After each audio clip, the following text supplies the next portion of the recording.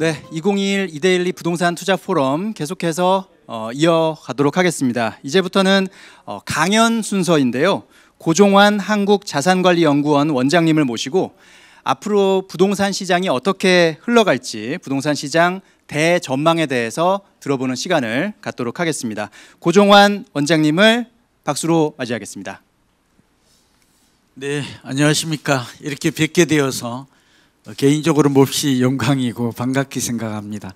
오늘 그 이데일리 또 이데일리 TV가 주관하는 이 투자 포럼에 저는 계속 연속적으로 작년에도 왔던 것 같은데요. 뭐 그런 면에서 오늘 이 시간이 좀 의미가 깊고 또 유익하고 알찬 시간이 되도록 최선을 다하겠습니다. 저도 뭐 매일 아침이면 이데일리 신문과 함께 한다고 해도 과언이 아닌 점에서 오늘 독자나 시청자 여러분과 같이 중가족이다 이런 생각으로 또 책임감을 가지고 강의에 임하고자 합니다. 오늘 시간이 제한되어 있기 때문에 제목을 2002년 부동산 시장 전망, 이제 시장 전망이라고도 하고 경기 예측이라고도 합니다만 부동산 경제학에서는 이 말이 동의어로 사용이 됩니다. 그리고 우리가 늘 꿈꾸는 단어가 있죠. 그게 이제 성공 투자 전략이죠. 여기서 제가 오늘 이 시간 함께하는 여러분에게 질문을 던집니다. 혹시 여러분들은 부동산 투자를 통해서 실패한 적이 있습니까? 그리고 잘못 투자해서 후회한 적이 있습니까? 그러면 오늘 그 이유와 우리는 늘 지나간 일에 대해서는 좀 반성이 필요하고 또 개선이 필요하죠. 그런 분들에게는 오늘 하나의 울림이랄까 또 길잡이랄까 하나의 성공 전략이 도움이 될 것으로 보입니다. 저는 세 가지를 가지고 왔는데요. 우선 아까 성공 전략에 있어서 미리 결론부터 말씀을 드리면 우선 시기 선택에서 성공해야 된다고 봅니다. 그러니까 지금 이 방송을 함께 보시는 시청자 여러분들도 가장 궁금한 게 가장 시장에서 근원적이고 흔하게 질문하는 게 세 가지죠. 부동산학이 존재하는 이유는 우리의 현실 문제, 사람이 부동산 문제에 직면했을 때 이 문제 해결의 솔루션, 방법과 전략을 배우는 일이다라고 볼 수가 있습니다. 그게 첫 번째는 시기 선택으로 지금 집을 살 때인가 팔 때인가에 대한 질문이죠. 이 질문에 대한 답은 어렵지가 않습니다. 여러분은 좀 생소할 수 있는데 혹시 공부를 하고자 하는 분은 부동산학 개론, 부동산학 원론이라는 책이 있습니다. 아마 공인중개사 공부를 하신 분들은 이게 필수 과목인데요. 이 책을 반드시 한번 읽어보시기를 권합니다. 이 부동산 원론이나 개론 정도 읽어보지 않고 부동산 투자를 통해서 성공을 꾀한다, 기대한다. 저는 굉장히 불가능한 일이라고 봅니다. 그러니까 부동산 공부는 필수고 부동산은 평생 자산이다. 저는 이런 철학을 가지고 있습니다. 그런데 이 원론이나 개론 정도의 지식을 가지고는 이 깊이 있고 광범위한 부동산 공부를 하기에는 한계가 있어요. 이 아까운 시간에 이 말씀을 드리는 이유는 이 앞쪽에도 제가 이 토론 장면을 잠깐 보면서 정말 공부가 필요한 거구나 하는 걸 느꼈기 때문이죠. 그래서 부동산 경기는 경기 예측은 부동산학 원론, 특히 부동산 경제학에 아주 깊숙하게 그리고 논리 정연하게 이론과 실무와 또 실제 사례가 잘 정리되어 있습니다. 저는 참고로 한양대에서 부동산 융합대학원 특임 교수로 있잖아요. 석박사 과정을 가르치면 아주 공부가 처음엔 좀 어려울 수 있지만 배우고 나면 자신감이 생깁니다. 부동산도 경기를 예측하는 경기도 단기, 중기, 장기가 있다는 말씀을 좀 드려요.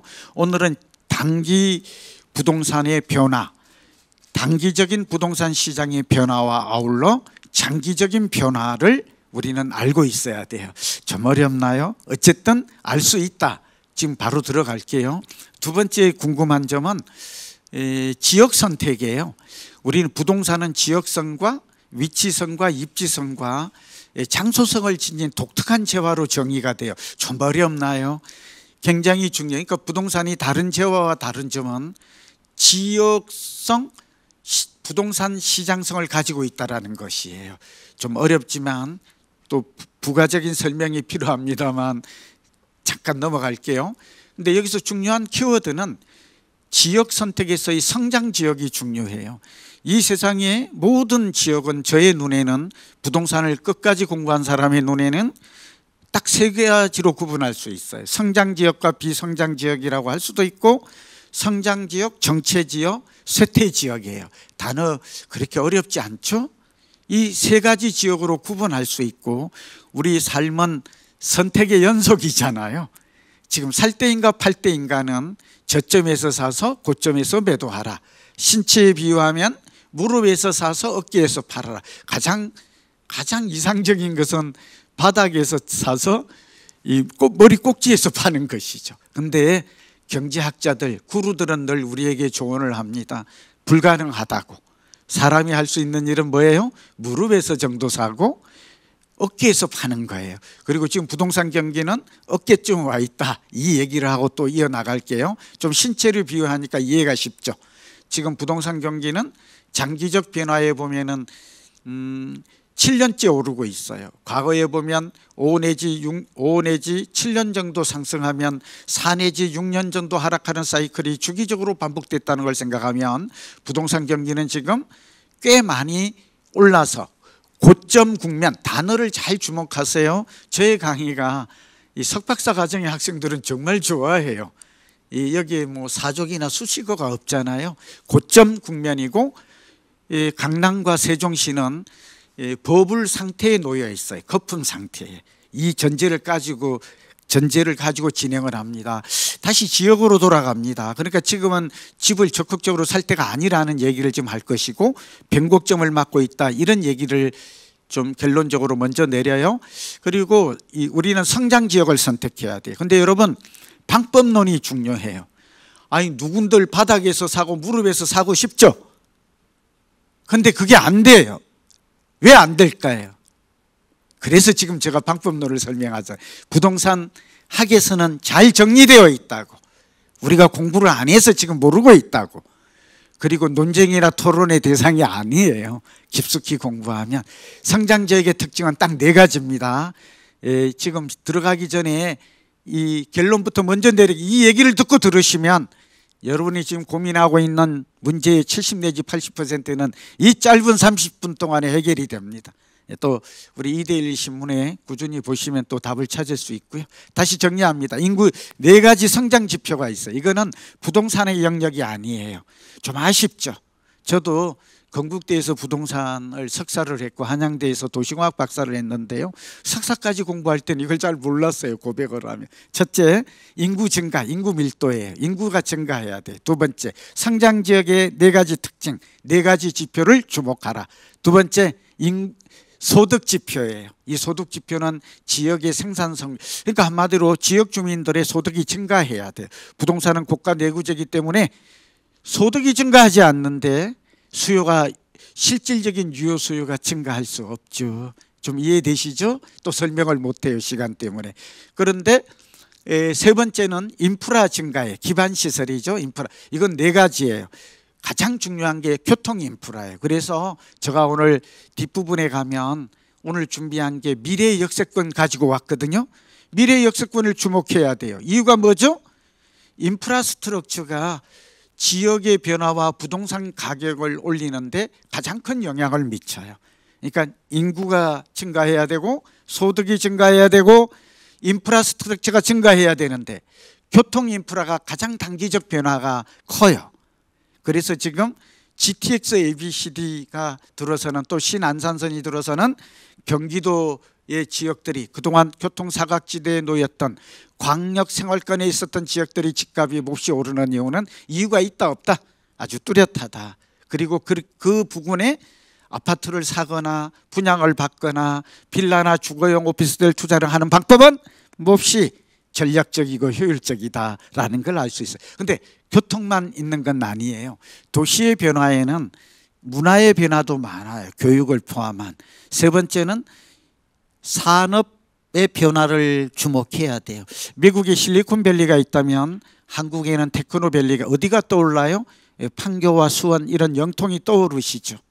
굉장히 중요해요. 실리콘밸리 저도 몇 년 전에 다녀왔는데 뉴욕보다 집값이 비싸요. 이 얘기는 판교의 아파트 가격 예를 드는 거예요. 판교 찬양이 아니라고요. 잘 들으세요. 예를 들어야 여러분이 이해가 쉬울 테니까 굉장히 긍정적이고 밝게 볼 수 있어요. 중강남이기도 하지만 산업이 발전하고 있다는 것은 굉장히 많은 것을 암시하고 예고하고 있다. 다시 또 이 굉장히 설명이 필요하지만 시간이 없어요. 네 번째가 상업시설이에요. 지금은 코로나 팬데믹 때문에 상업시설의 중요성이 많이 감소했죠. 홍대 입구도 강남역도 사람이 줄었어요. 그러나 상업시설과 주거시설은 밀접하게 연관되어 있다. 오케이? 예전에 홍대 입구가 뜰 때 저는 상가 투자가 뜰 때 우리 이데일리나 다른 곳에 제가 투자 포럼을 통해서 단독주택을 유망하게 보았죠. 이유가 뭐죠? 상업이 상권이 발달하면 주변이 어떻게 돼요? 주거지의 땅값도 오른다 이렇게 되어 있어요. 좀 이해되시나요? 반대로 주거지에 지금 압구정이 대표적이에요. 주거지의 땅값이 오르면 주변의 상업지의 땅값도 올라요. 이 두 가지 영향을 미치는 이런 관계를 밀접하죠. 유기체적으로 움직이는 이런 것들을 잘 기억하시기 바랍니다. 여러분 부동산이 뭐냐고 물으면 부동산은 토지와 건물로 구성되어 있으며 토지가 땅값이 오르면 집값과 부동산이 올라요. 그 얘기를 지금 합니다. 구성요인 몹시 중요해요. 그리고 우리의 시각은 현재 가치가 아니라 미래 가치를 보라. 땅값은 내재 가치고 우리의 시선은 지금 현재 역세권인가 여부가 중요하지 않아요. 미래의 역세권, 인프라스트, 교통 인프라가 변하는 지역을 주목하라. 산업 인프라가 변화되는 지역을 주목하라. 교육과 문화가 바뀌는 곳을 주목하라. 상업시설이 번성하는 발전하는 곳이 결국은 미래가치, 성장가치의 요체이다. 네 번째가 중요해요. 행정계획이에요. 행정계획은 뭐죠? 우리가 흔히 요즘 말하는 도시재정비, 재건축, 재개발, 또 도시재생, 여기에 각종 개발 계획 같은 것들이 포함되는 거예요. 우리나라의 개발은 주체는 누구인가? 개인이 아니에요. 일본처럼 법인이 아니에요.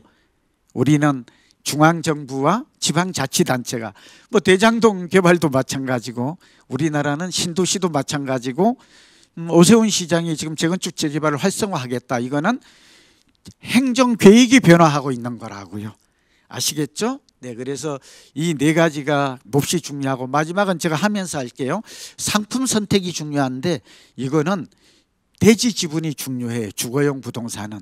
그리고 땅값의 변화가 중요해요. 땅값이 변화하는 것은 5가지의 경우가 있어요. 시간이 없어서 말하기가 좀 어려운데 다시 진행하면서 설명할게요. 그래서 여러분 부동산 아파트를 오늘 위주로 설명할 텐데 여러분 선택 기준이 뭐라고요? 첫 번째는 아파트인 경우는 대지 지분이 넓어야 돼요. 그리고 땅값이 상대적으로 싸야 돼요. 두 번째는 땅값이 올라야 돼요. 넓으면 뭐하냐고. 땅값이 꾸준히 올라야 된다고. 그리고 변화가 많아야 된다라는 얘기를 하면서 주거의 편리성과 또 하나는 살기 좋고 주거의 편리성과 투자 가치는 토지 가치와 연결되어 있다는 말을 드리면서 오늘 이 얘기를 바탕으로 해서 전개하도록 할게요. 제가 최근에 살집 팔집 책이 나왔어요. 오늘 강의가 좀 짧죠. 아쉬운 분들은 좀 책을 좀 두껍긴 합니다만 이론부터 A부터 Z까지 제가 좀 온 힘을 기울여서 10년 만에 낸 거거든요. 우리 이데일리에서도 자세히 이 책을 소개해 준 적이 있습니다. 여러분 부족한 부분은 살집 팔집 내 집은 살집인가 팔집인가 어플도 나와 있거든요. 두 개를 잘 활용하시면 여러분이 무엇을 선택할지 고민이 될 때 합리적인 의사결정이 필요할 때 도움이 될 걸로 보입니다. 자, 시간 때문에 빠르게 넘어갑니다. 저의 특강은 지금 들으셨겠지만 좀 어려울 수 있는데 전문적 단어가 나오고 학술적 이론이 많죠. 이걸 과학적 접근이라고 합니다. 저는 문제를 제시하고 문제 해결을 위한 소위 콘텐츠와 솔루션을 제공하는 걸 목표로 합니다. 실패한 적이 있는가? 최악의 선택을 한 일이 있는가?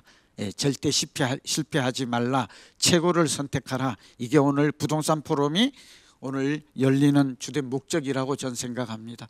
부동산은 종합응용과학입니다. 그래서 부동산을 어느 한 가지를 가지고 답이 있다 없다고 말하는 것은 옳지가 않아요.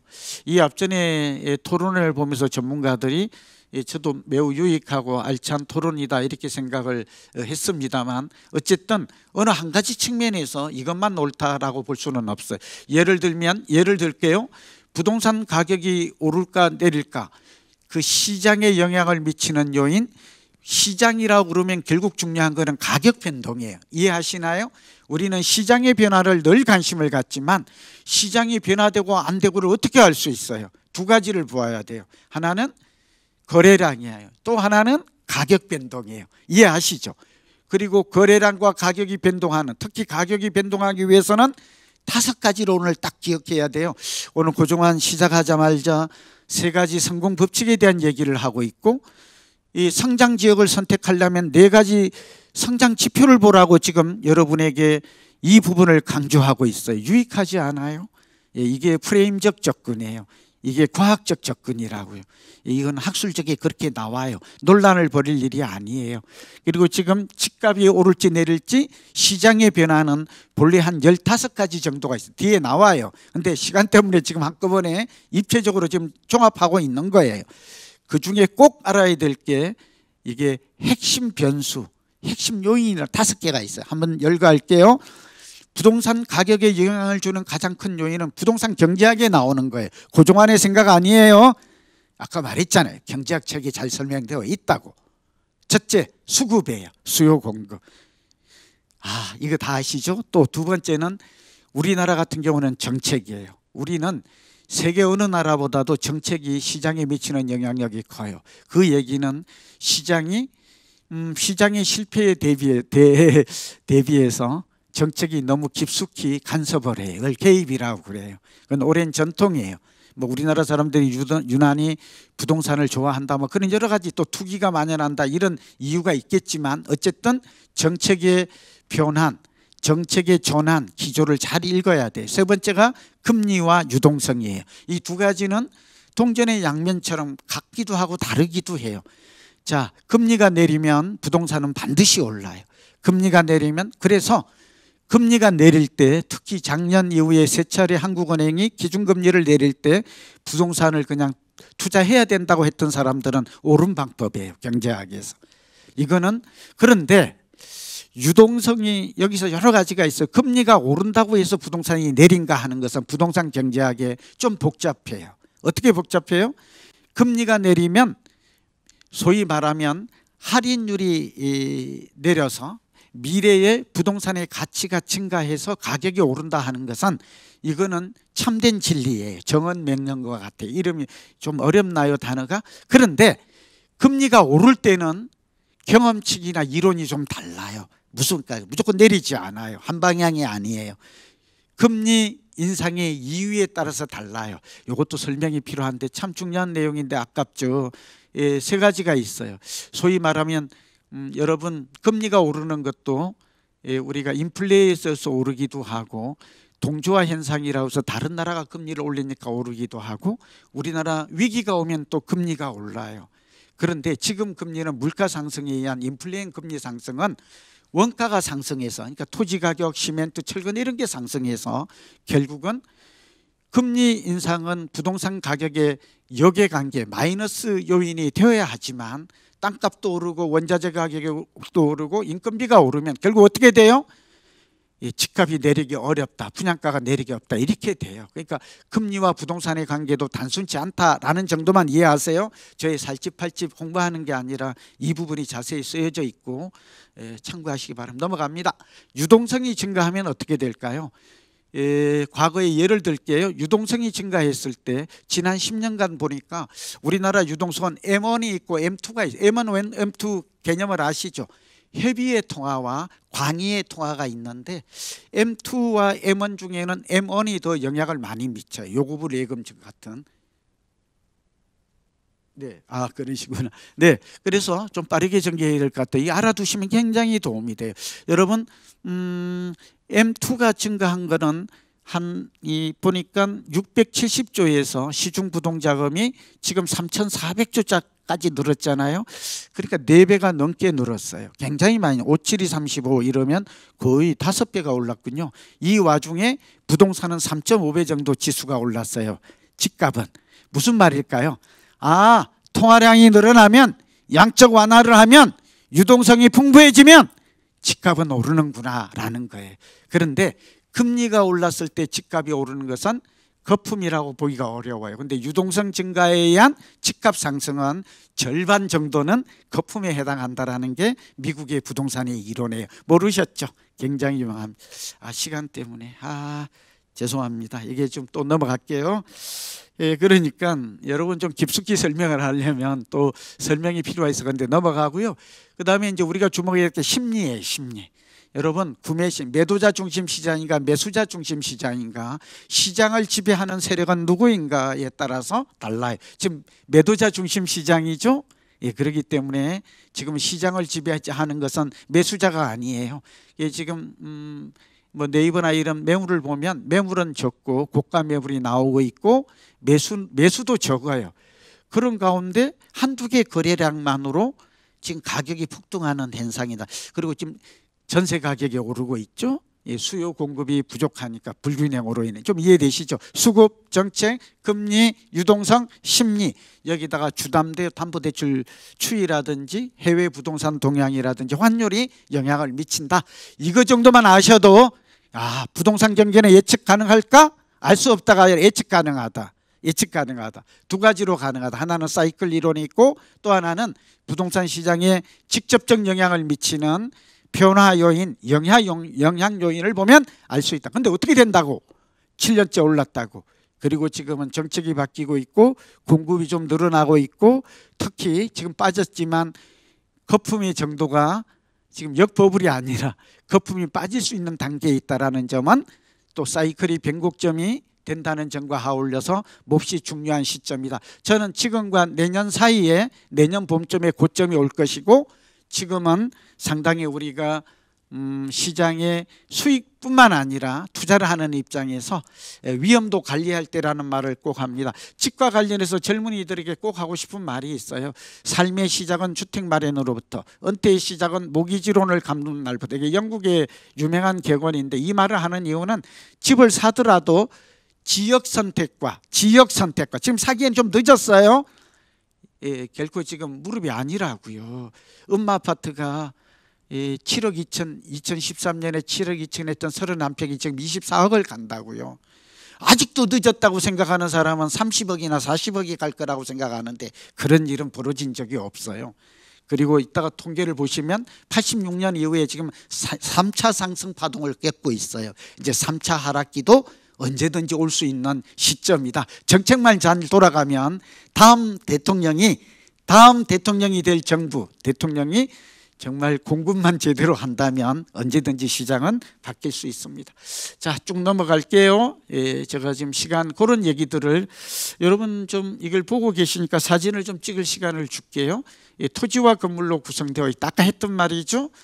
토지는 무한성. 그러니까 토지가 가치 저장 수단이 뛰어나요. 그래서 토지가 내재 가치라고 그래요. 인터내셔널 밸류. 건물은 여러분 구축이나 특히 재건축 같은 경우는 건물의 가치는 아파트 가격에 반영되어 있질 않아요. 그러니까 여러분 이럴 때는 대지 지분을 눈여겨보세요. 그리고 대지 지분을 매매 가격으로 나누면 3.3 세제곱미터당 땅값이 돼요.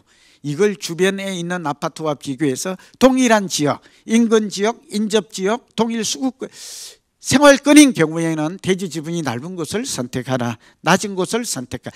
지역은 상위 시장과 중위 시장과 하위 시장. 여러분 우리나라의 최상위 시장은 강남이에요. 이런 강남은 앞으로 10년 정도 20년 정도는 더 유지할 것 같아요. 지금 집을 사도 된다면 지금 뭐 적극 사는 것은 그래도 꼭 사야 된다면 10년 후에는 사이클 측면에서 지금보다도 집값이 더 올라 있을 가능성이 높아요. 서울은 20년 후까지 상승할 개연성이 높아요. 이거는 근거가 있어요. 우리보다 앞선 20년 정도 도시 이론에서 앞선 도시가 뉴욕, 런던, 파리예요. 10년 정도 앞선 도시는 도쿄예요. 이걸 보면 10년, 20년 후까지 서울, 경기도는 10년 후까지 오를 가능성이 높다라는 말씀을 좀 드려요. 제가 조금 늦게 했기 때문에 한 5분 10분만 좀 더 쓸게요. 네. 자, 그다음에 이제 입지가 가장 중요하다는데, 입지는 자리 잡기인데요. 여러분, 이 입지라는 설명이 좀 필요한데, 입주가 중요하다는 건 다 알죠. 첫째도 입지, 둘째도. 그러면서 입지의 개념을 잘 몰라요. 여러분, 입지가 궁금하면 두 가지만 기억하세요. 그 입지는 전체 부동산 투자를 할 때 비중이 한 50% 이상이 돼요. 입지는 땅 위에 서 있다는 거잖아요. 자리 잡기와 관련되어 있고, 이 입지는 공시지가 땅값의 변화를 보면 입지가 좋아지고 있는지 정체되어 있는지 쇠퇴하는지를 금방 알 수 있어요. 그러니까 공시지가 변동률과 지가 변동률을 눈여겨보라. 오늘 굉장히 직관적이면서 본질적이지 않아요? 입지가 좋은지 나쁜지 여러분 알기가 굉장히 어려워요. 입지는 환경이고, 입지는 용도별로 다양하며, 입지는 고정적이 아니에요. 변화해요. 그래서 미래의 입지가 변화하는 것을 주목하라. 오늘 여러분에게 촌철살인처럼, 그리고 이제 지역이 나와요. 보여드릴게요. 근데 여러분, 어떤 지역이 지금 유망하다, 이것도 중요하지만 왜 이 입지가, 왜 이 지역이 중요한가, 그걸 아는 게 이제 평생 동안 우리가 자산 관리하면서 써먹을 수 있는 정말 특급 정보죠. 넘어갑니다. 자, 여러분, 부동산은 사용가치, 이건 쭉 넘어갈게요. 아파트인 경우는 주거가치와 투자가치. 여러분, 집을 살 때 사람들은 두 가지를 보아해요. 살기 좋고 리브죠, 주거가치. 그 다음에 투자가치, 사기 좋은 구매가치. 구매가치는 주로 토지 내재가치와 미래가치와 관련이 있어요. 아까 미래가치는 성장가치라고 말씀드렸어요.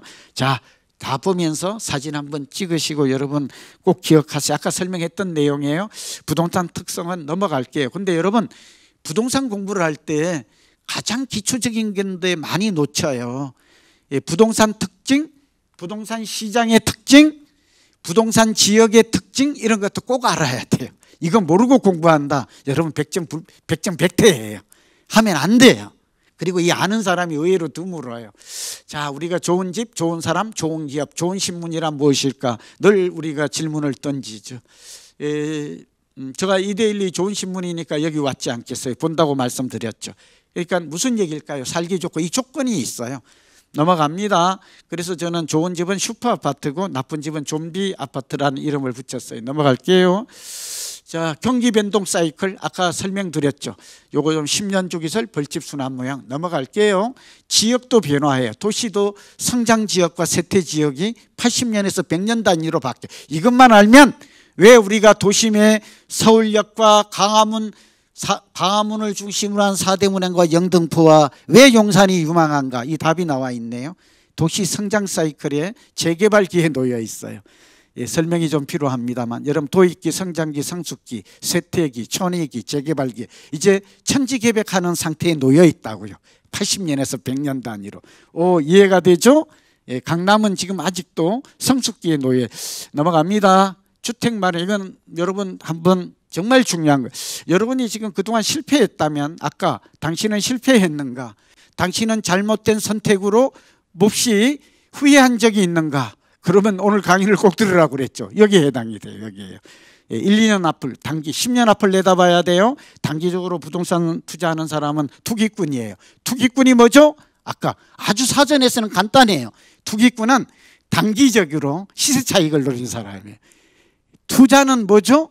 이익을 목적으로 자본이나 돈이나 정성이나 이런 걸 쏟는 거예요. 시간이나.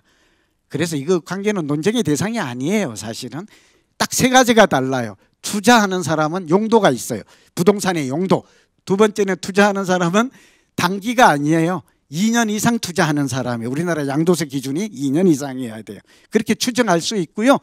그 다음에 임대 수익과 자본 수익을 동시에, 그 아닌 사람은 투기예요. 좀 이해가 됐나요? 부동산 경제학 교과서는 그렇게 명확하게 설명해요. 논쟁 대상이 아닙니다. 주관적 동태. 쭉 아파트는 건물 가치 말고 토지 가치를 보라. 오늘 현재 가치만 보지 말라.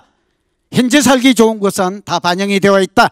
그럼 어떻게 하냐고? 미래의 변화를 보라. 미래의 가치는 미래의 변화와, 정확하게 미래의 지역 변화와 미래의 이익에서 발생한다. 좀 이해되나요? 넘어갈게요. 이것도 한번 여러분 그냥 중요합니다. 주택의 핑계인데 이거 10가지는 저는 투자 10계명이라는 이름을 붙였는데 잘못 알고 있는 것들이 너무 많아요. 땅값이 올라 집값이 오른다. 한번 오르면 계속 오르지 않아요. 사이클이 있어요. 넘어갑니다. 강남마저도 사실은 많이 오를 때는 많이 오르지만 내릴 때 더 많이 내려요. 강남은 오르막길이 가파르면 내리막길도 가파라요. 이거 여러분 잘못 불태니 이런 소리 하는 건 옳은 소리가 아니에요. 부동산을 제대로 알고 있지 못하면 이래요. 자, 아파트가 오르면 빌라는 올라요. 또 인접지역이 오르면 그 옆 동네도 올라요. 강남이 오르면 마용, 성광동이 올라요. 그거는 부동산의 이론에. 자, 넘어갑니다. 주거용 부동산과 비주거용이 있고 앞으로 뜨는 부동산은 상업용이 뜰 거예요. 왜냐하면 부동산 교과서에는 주거용이 오르고 난 뒤에는 반드시 상업용으로 이동한다 이렇게 되어 있어요. 그 이유가 잘 설명되어 있는데 그 이유조차 이렇게 중요한데 설명할 시간이 없네요. 그거는 땅값의 비밀이 있어요. 그러니까 주거용이 과도하게 오르면 이 상업용 부동산의 이동, 마지막에 변화는 이게 산림, 농지예요. 농지나 토지로 가요. 이제 토지 시장. 자, 부동산 경기가 굉장히 가파르게 오르죠. 이거는 뭐 이 비밀 자료가 아니니까 참고로. 문재인 정부 들어서 굉장히 많이 올랐죠. 사진 찍고 넘어갑니다. 많이 올랐다는 건 다 알고 있는 사실이에요.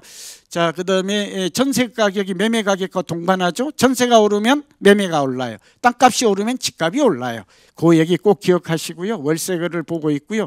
제가 지금 오늘 가져온 자료 중에 중요한 자료는 뭐 이런 거 다 지금 대책 발표와 대책에도 불구하고 오른 이유는 공급이 부족할 때 작동을 안 하는데 공급이 부족할 때 규제는 오히려 거래량을 감소시키고 그 매매 가격이든 임대 가격이든 올리는 특징이 있어요. 꼭 알아두세요. 정부는 이걸 몰라서 그래요.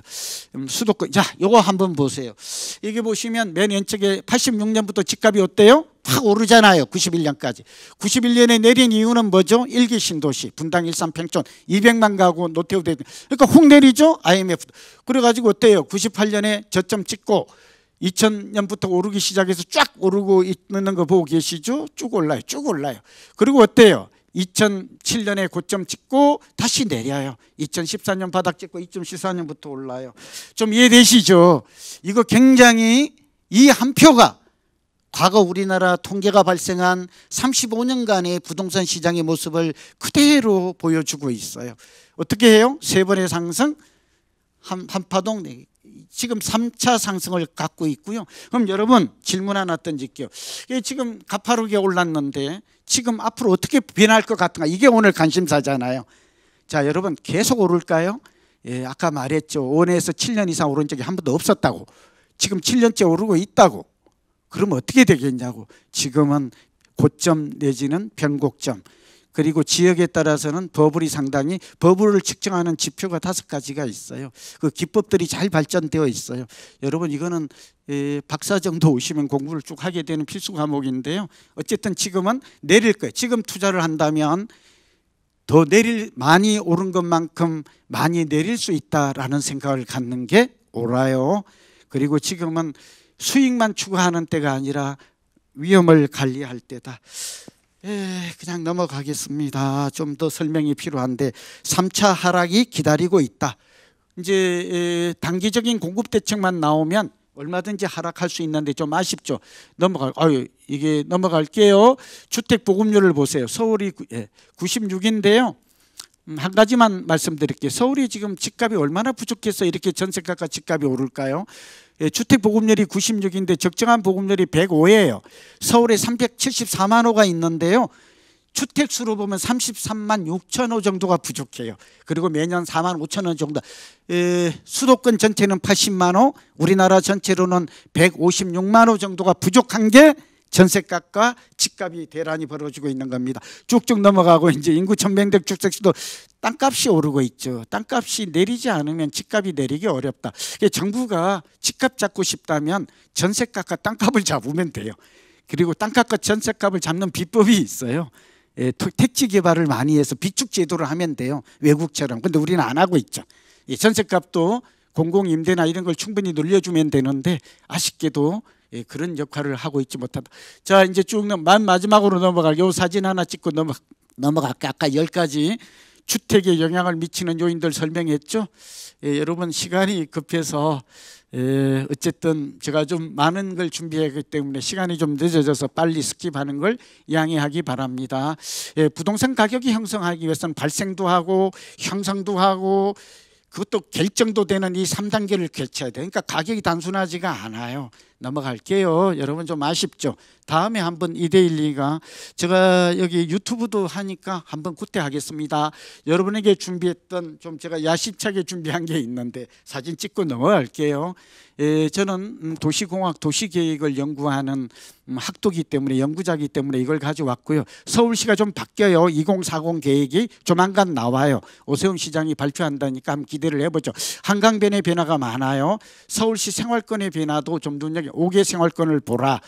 관문도시가 굉장히 유망해요. 영국이나 런던이나 파리를 보면 관문도시가 굉장히 도심에 이어서 발전한 뉴타운 넘어갑니다. 도시재생지구 이거는 조금 좀 색깔이 바랬죠. 박원순 서울철도 기본계획을 자세히 보라. 이거 딱 보면 뭐가 느껴져요? 청량리와 서울역과 삼성동 이 사이가 알짜 중에 알짜 노른자이가 돼요. 넘어갑니다. 신안산선 이거 다 우리 이데일리 신문에 자세히 나와 있고요. 강남의 중심은 삼성과 잠실이 됩니다. 네, 그리고 하여튼 넘어갑니다. 여기 양재 우면지구도 보시고요. 용산은 정말 변화가 많은 곳이죠. 눈여겨봐야 돼요. 자, 창동 넘어가고 사진 찍는 걸로 넘어갑니다. 막 빨리 하라고 지금 우리 진행 측에서는 제가 좀 시간을 너무 끌어가지고 끈 게 아니라 열심히 했는데 이렇게 됐어요. 넘어갑니다. 상기 신도시 요거 보여주고 넘어갈게요. 그래서 여러분에게 드리고 싶은 말씀은 전국적으로 이게 다 보실 것 같아서 가져왔는데 요거 마지막으로 어떤 부동산이 지금 좋은가 그걸 좀 실질적인 거 보여만 드리고 마치겠습니다. 여러분 이제 이 시간이 중요해서 제가 준비를 많이 했는데 서울에 지금 신축 아파트 중에서는 살집 팔집 정부로부터 사업원을 받아서 한 건데요. 20개 지표로 해서 이런 것들이 그나마 지금 접근하는 게 한 달에 한 번씩 업데이트 됩니다. 구축 아파트가 비교적 좋아 보여요. 이런 아파트가 비교적 투자 가치가 지금 높은 것으로 한 달에 한 번씩 업데이트. 재건축은 이런 것들로 나옵니다. 지방도 경기도 있고 한번 보시고 사진 찍고 넘어갈게요. 인천시는 이런 정도가 유망합니다. 여러분 오늘 제가 제한된 시간 내에 많은 얘기를 하다 보니까 좀 여러분께 충분하게 설명하지 못한 점은 죄송스럽고 다음 유튜브 때 다시 또 여러분 함께 할 때 설명할 시간을 갖도록 하겠습니다. 경청해 주셔서 고맙습니다. 우리 이데일리 신문 TV 많이 사랑해 주십시오. 고맙습니다.